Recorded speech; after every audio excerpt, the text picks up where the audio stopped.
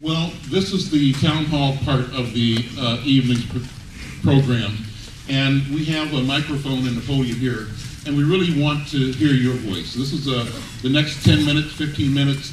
We'd like you, if you have a concern, an issue, a passion, an idea, a thought that you want to share. You want to challenge the elected officials, challenge the service providers here. Bring your voice. This is about bringing your voice to the community and to the world. So if you have a comment, I would like you to come up here and make your comment, identify yourself, and make a presentation. I'm going to put somebody on the spot just to get it started. Oh, here's the person. Okay.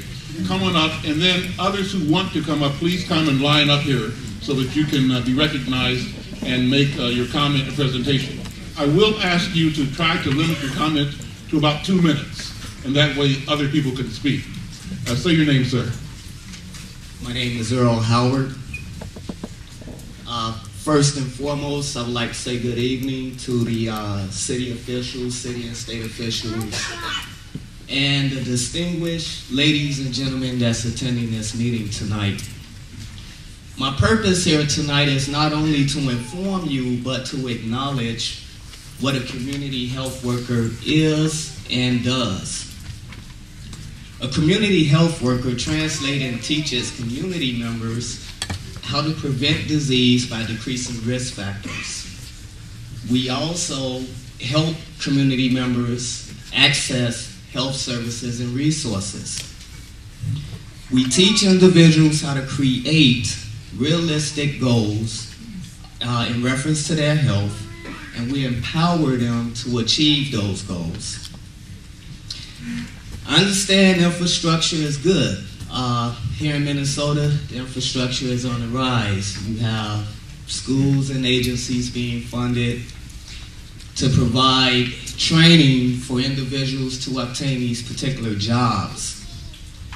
However, I think what's being overlooked is that the same people that are being placed on these jobs are going to be some of the same people that need help accessing health services and resources.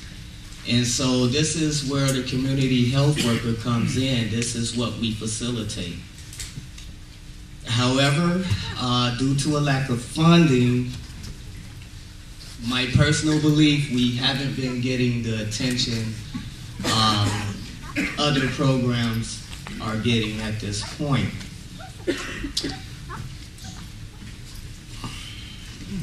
You know, we all have something in common here tonight, and that is to service our communities.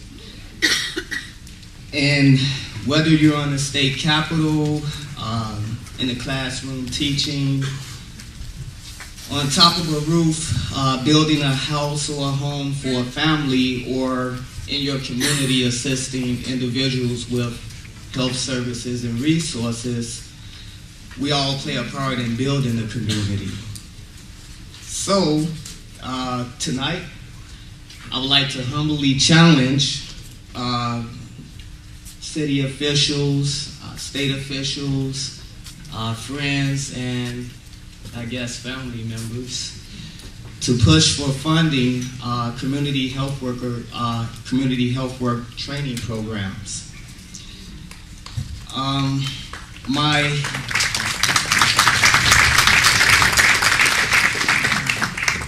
It is apparent that one hand washes the other, so my colleagues and I, we sincerely believe that without proper funding to expand community health work programs is doing our community a great injustice.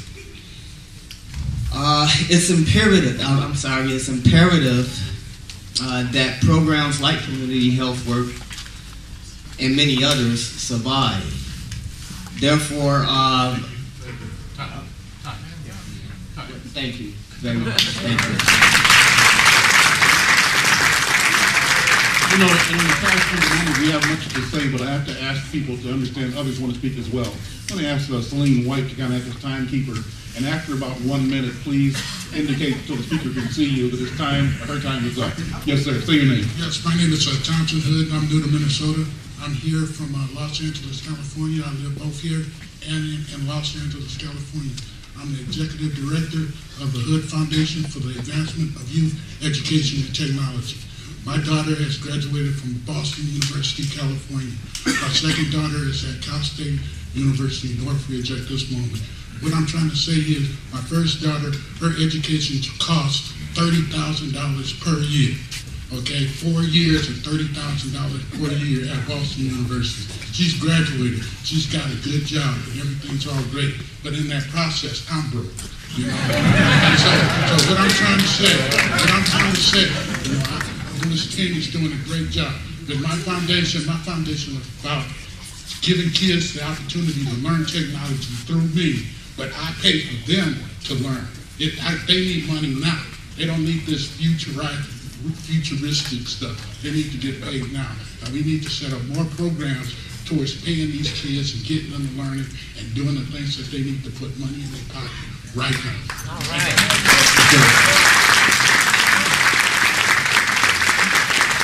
Good evening, my name is Ramin Moore from Mo Today. I'm the editor of Mo Today. My question here is, we have $1 billion project that's going to rip up our neighborhood in the upcoming years here in the name of LRT. How are we going to be assured that the same people who are going to be displaced are also going to be working on this project as well? I haven't heard anything from anybody that's going to assure us that. So, thank you for the question. What we're going to do is, to make room for questions, we'll ask our public officials to respond to those questions. So if you would, make a mental note to respond to that question in particular. Yes, sir. Good evening. I'm Thomas Moore. I've been studying applied physics for the past 30 years. And there's a body of evidence to suggest that the reason that we're continuing to poison the atmosphere with carbon dioxide is because we have not taken advantage of a technology called coherent zero-point energy. Just do an internet search under suppression of zero-point energy, and you'll find out what's out there. So I'm wondering how I can get the attention of elected officials, particularly ones living in the White House, to put a stop to this nonsense. There's 8,000 sequestered patents that have been sequestered under the name of national security. There's 53 dead inventors. Last I heard, there was no statute of limitations on first-degree murder. And we all know who's benefited behind it, and just follow the money. Thank you. Thank you. Thank you.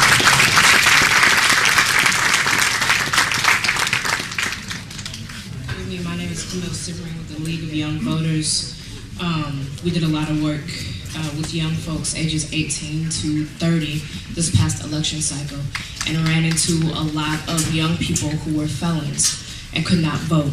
And so I know that this is a group of people that are represented within all of our communities, and I want to make sure that they don't get lost when this money comes down, that they can have jobs and that they can provide for themselves, because we know how hard it is being a felon, and I don't want them to get lost just because they cannot vote at that moment. So I just wanted to bring that to the attention of all the elected officials in this room and all the people in this room, that we have to make sure that that group of folks don't get lost in this conversation.